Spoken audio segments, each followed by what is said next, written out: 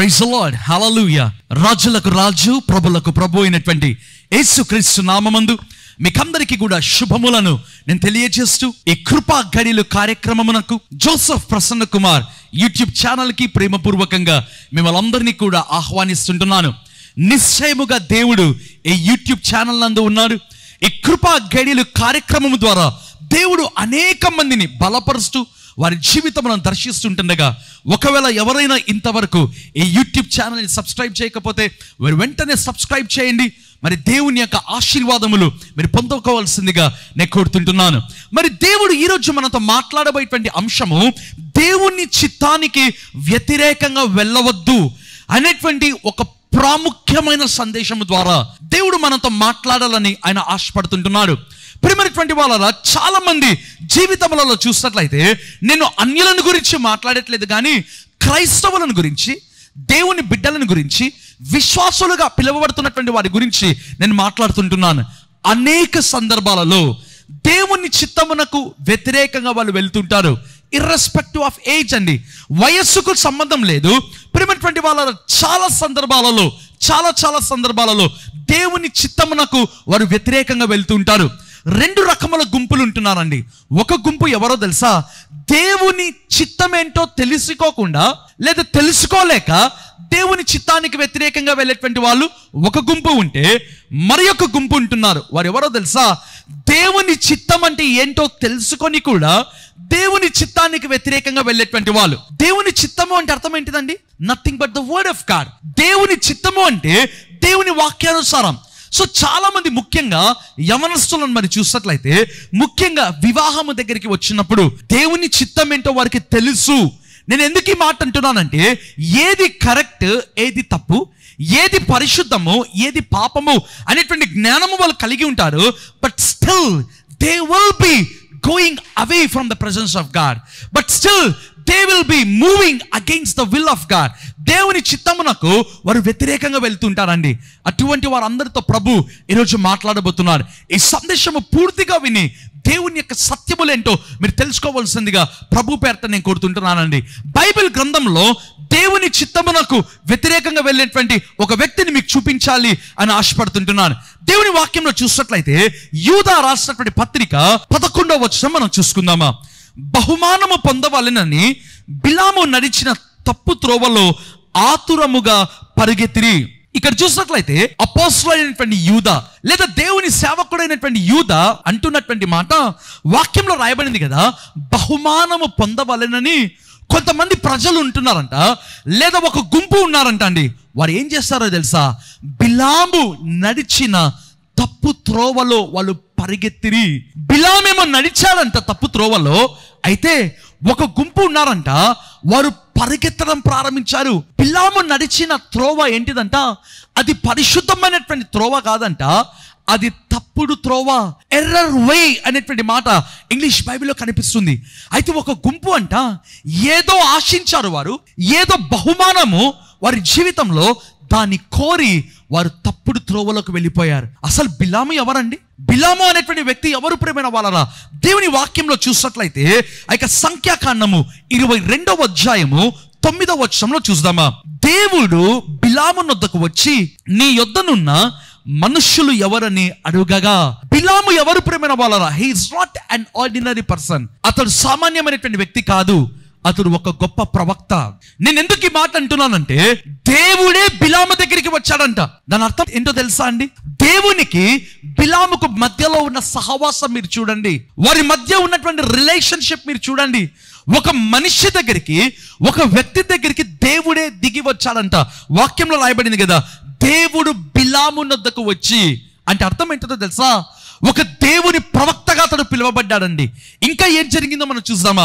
సంఖ్యాకాండము 23వ అధ్యాయము 5వ వచనంలో చూసినట్లయితే యెహోవా ఒక మాట బిలాము నోట ఉంచి. ప్రియమైనటువంటి వాళ్ళరా, మొదటిగా చూసినట్లయితే దేవుడు బిలాము దగ్గరికి వచ్చాడు సంఖ్యాకాండము 22:9లో. అయితే సంఖ్యాకాండము 23వ అధ్యాయము 5వ వచనంలో చూసినట్లయితే సంథింగ్ ఎల్స్ హ్యాపెండ్. ఇంకా ఏదో జరిగింది. ఏంటిదో తెలుసా? వాక్యంలో రాయబడింది కదా, యెహోవా దేవుడు ఒక మాటను బిలాము నోట ఉంచాడు.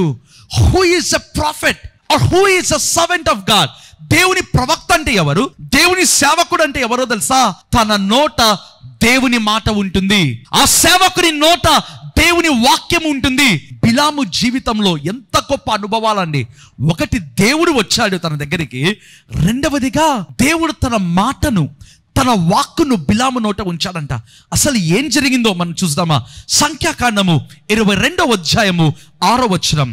కాబట్టి నీవు దయచేసి వచ్చి నా నిమిత్తము ఈ జనమును శపించుము, వారు నాకంటే బలవంతులు, వారిని హతము చేయుటకు నేను బలము నొందెదనేమో. అప్పుడు నేను ఈ దేశములో నుండి వారిని తోలివేయుదును. ఏలయనగా నీవు దీవించువాడు దీవింపబడుననియు, శపించువాడు శపించబడుననియు నేను ఎరుగుదును. ప్రియమైన వాళ్ళరా, ఇక్కడ చూసినట్లయితే ఇద్దరు వ్యక్తులను నేను మీకు చూపించాలి అని ఆశపడుతుంటున్నాను. ఒకవైపు చూసినట్లయితే ఒక అన్యుడు అయినటువంటి రాజు, ఎవరు? బాలాకు. ప్రియమైన వాళ్ళరా, మోయాబీలకు అతడు రాజుగా ఉంటున్నాడు ఒకవైపు. మరి ఒక వ్యక్తి ఉంటున్నాడు, దేవుడు తాను ఏర్పరచుకున్నటువంటి ప్రవక్త అయినటువంటి బిలాము ఉంటున్నారండి. సో ఈ అన్యుడైన రాజు బిలాము దగ్గరికి వచ్చి అంటున్నటువంటి మాట, ఓ బిలాము ప్రవక్త, లేదా దైవ సేవకుడా బిలామా, నీవు ఎవరినైతే శపిస్తావో వారు శపించబడతారు, ఎవరైతే దీవిస్తావో వాళ్ళు దీవించబడతారు, నేను ఎరుగుదును అంటున్నాడండి. మొదటి విషయం, ఇంతకు ఆ యొక్క బాలాకు బిలాము ప్రవక్త ఏమన్నాడో తెలుసా? బైబిల్లో రాయబడినటువంటి మాట ఆ అధ్యాయంలో చదివితే మీకు అర్థమవుతుందండి. ఇశ్రాయేలీయులు అంటే దేవుని యొక్క ప్రజలు, దేవుని బిడ్డలు, వాక్యంలో రాయబడింది కదా, ఆ యోర్దాను నది ఎదుటికి వాళ్ళు వచ్చారంట. ఆ యొక్క మోయాబీల మైదానంలోనికి వచ్చారండి. ఎప్పుడైతే ఆ విషయము ఈ మోయాబీల రాజు అయినటువంటి బాలాకు తెలుసుకున్నాడో, ఆ ఇశ్రాయేలును చూసి భయపడడం ప్రారంభించాడు, వణకడం ప్రారంభించాడు. అప్పుడు ఏం జరిగిందో తెలుసా? ఆ యొక్క 7వ వచనంలో మీరు చూసినట్లయితే బాలాకు ఏం చేస్తాడంటే, కొంతమంది ప్రజలనండి, అంటే ఇక మోయాబీలో ఉన్నటువంటి పెద్దలను కొంతమందిని ఏర్పరచుకొని, వాక్యంలో రాయబడింది కదా, సోదె సొమ్ము తీసుకొని ఆ బిలాముకు బహుమానంగా పంపించాడంట. ఏమంటున్నారు తెలుసా వాళ్ళు వచ్చి?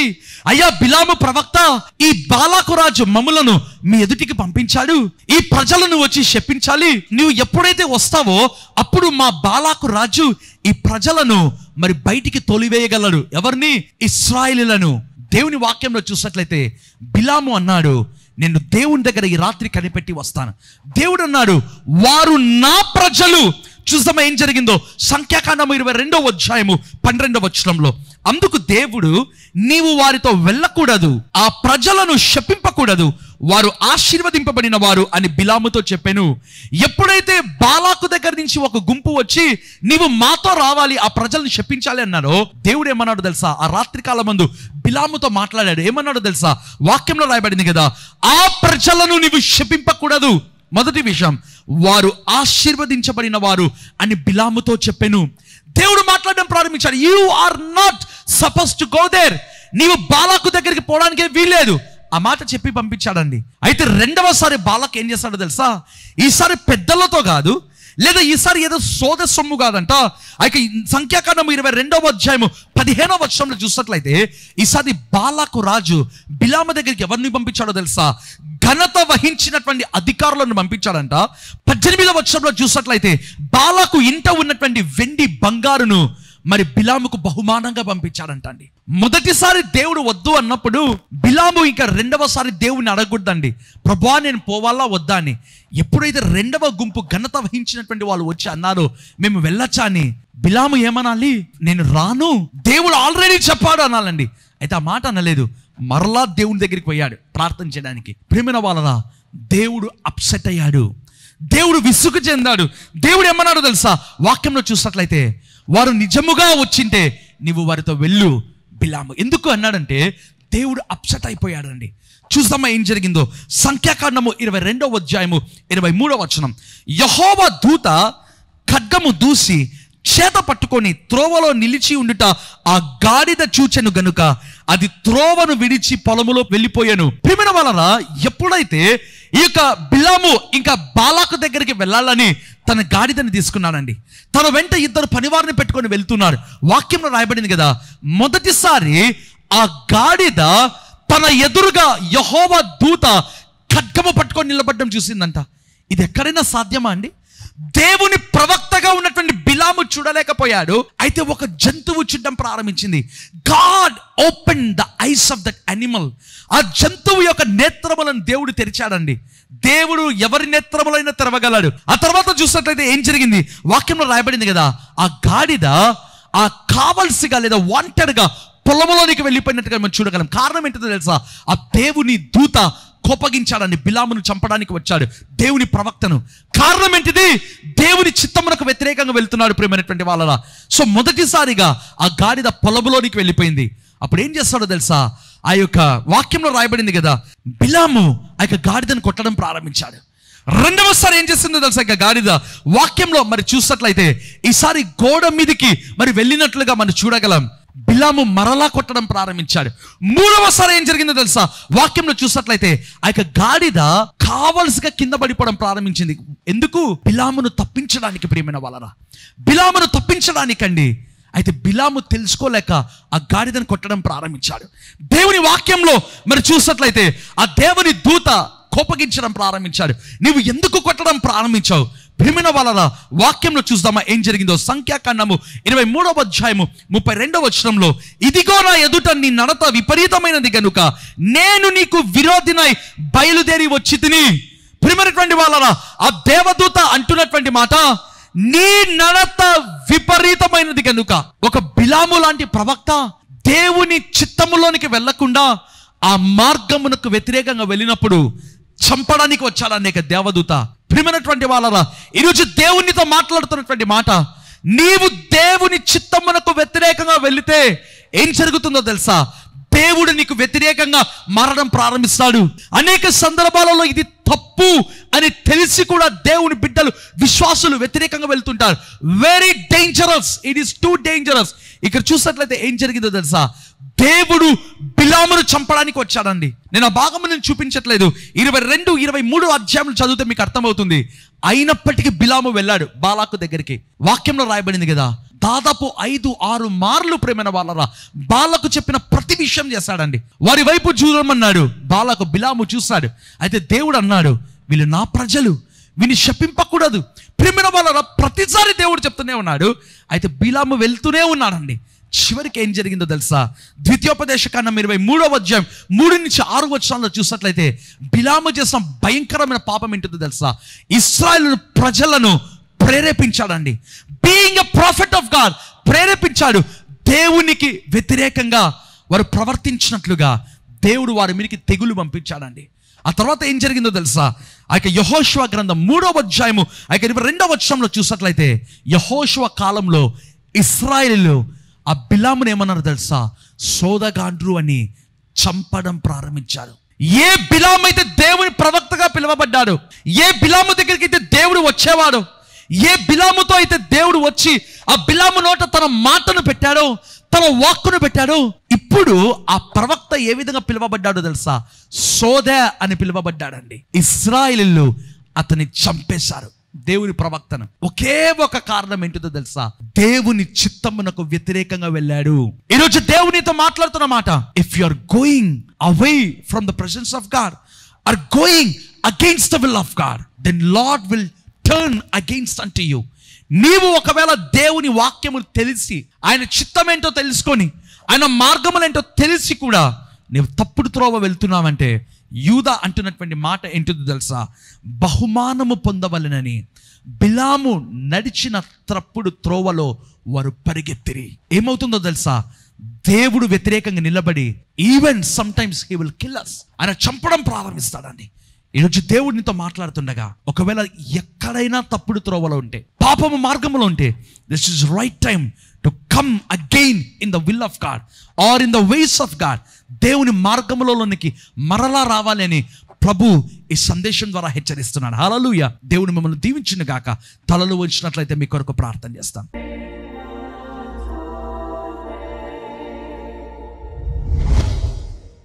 కృపగల దేవా, దయగలిగినటువంటి మా ప్రభువా, ఈరోజు ప్రభువా మీరు మాతో మాట్లాడిన సందేశం, దేవుని చిత్తానికి వ్యతిరేకంగా వెళ్ళవద్దు అనేటువంటి సందేశం ద్వారా ప్రభు మీరు మాతో మాట్లాడి ఉంటేనే నీకు స్తోత్రములు ప్రభువా. తండ్రి, ఇదిగో నీ ప్రియ బిడ్డల కొరకు నేను ప్రార్థన చేస్తున్నాను. ఎవరైతే ప్రభువా దేవుని చిత్తం ఏంటో తెలుసుకొని, దేవుని వాక్యం అంటే ఏంటో తెలుసుకొని, ఆయన మార్గములు అంటే ఏంటో తెలుసుకొని, ఎవరైతే తప్పుడు త్రోవలకు వెళ్ళిపోయారో వారి కొరకు ప్రార్థన చేస్తున్నాను. వారిని రక్షించు ప్రభువా, వారికి మారు మనసు దయచండి. Let them come again in thy ways my lord. వారు మరలా నీ మార్గంలోనికి వచ్చును గాక. తది దేవుని చిత్తమునకు వ్యతిరేకంగా ప్రభు వెళ్ళడానికి వారు ఏ చీకటి శక్తులైతే ప్రేరేపించాయో యేసు నామముతో ఆజ్ఞాపిస్తున్నాను. ప్రతి చీకటి శక్తిని, దురాత్మల సమూహములను యేసు నామమందు బంధిస్తున్నాను ప్రభువా. ఎవరైతే బిలాము వెళ్ళినటువంటి తప్పుడు త్రోవలో వారు వెళ్ళారో ప్రభువా, వారందరూ కూడా నాయనా, వారందరూ కూడా క్రీస్తు యేసు మార్గంలోనికి వచ్చినకు సహాయం చేయండి అయ్యా. రక్షణ, మారు మనసు ప్రసాదించండి. ఎవరైతే అద్భుతాల కొరకు, స్వస్థతల కొరకు కనిపెడుతున్నారో తని వారి జీవితంలో అద్భుతములు, స్వస్థతలు మీరు జరిగించమని ప్రార్థిస్తూ యేసు నామమందునైనా ప్రార్థించి వేడుకుంటున్నాను తండ్రి, ఆమేన్. దేవుని బిడ్డలారా, ప్రాముఖ్యమైన సందేశం మనం విన్నాం కదండి. షేర్ చేయండి, మీ ద్వారా అనేక మంది దీవించబడినట్లుగా. నా ఇన్స్టాగ్రామ్, ఫేస్బుక్, యూట్యూబ్ తప్పకుండా ఫాలో అవ్వాల్సిందిగా ప్రభు సేవకునిగా కోరుతున్నాను. దేవుడు మిమ్మల్ని దీవించును గాక. ఆమేన్.